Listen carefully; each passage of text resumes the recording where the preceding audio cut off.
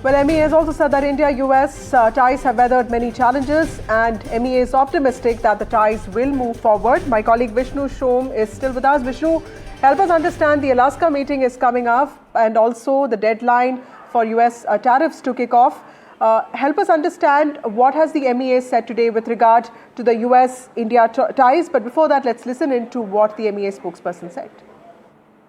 India and the United States share a comprehensive global strategic partnership anchored in shared interests, democratic values and robust people-to-people ties.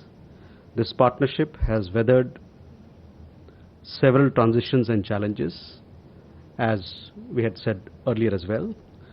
We remain focused on the substantive agenda that the two countries have committed to, and we hope that the relationship will continue to move forward based on mutual respect and shared interests.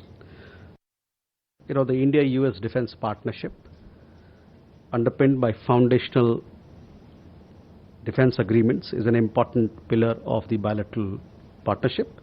This robust cooperation has strengthened across several domains. We are expecting a US defense policy team to be in Delhi in mid-August. The 21st edition of the joint military exercise Yuddha Abhyas is also expected to take place later this month in Alaska. Both sides remain engaged to convene the 2+2 intersessional meeting at the working level towards the end of this month. Vishnu, so is India being cautiously optimistic, and also talk to us about the new collaborations that Mr. Jaiswal is talking about? I think, Vasudha, this is an extremely important statement, and it comes at a time when the India-US relationship has been fraught with challenges linked to Donald Trump imposing 50% tariffs on India, 25% of which are because of our continued import of Russian oil. This statement is a mature statement. It seems to indicate that India values the strategic relationship with the United States. I think the fact that India said that this partnership has weathered several transitions and challenges points to the fact that we understand that there are problems, there have been problems in the past, and we hope we can fix the problems. But the last statement is important. We hope that the relationship will continue to move forward based on mutual respect and shared interests. So this is again important. It comes at a time when India has been, facing this onslaught of comments from Donald Trump.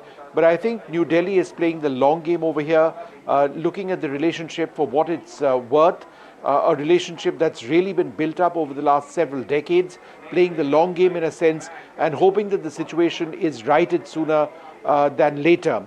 The India-US relationship is fundamental to our diplomatic interests, our economic interests, and indeed our military interests. And the fact that there's also a mention on Indo-US defense ties and how the 21st edition of joint military exercises will be held, how there are important 2+2 intersessional meetings which are planned and will continue as always, points to the fact that New Delhi, I presume on the basis of talks with America, have agreed that they will continue the relationship essentially at the level at which we've seen in the past. Obviously, there are challenges associated with sanctions, and quite clearly there are no solutions to that which appear imminent.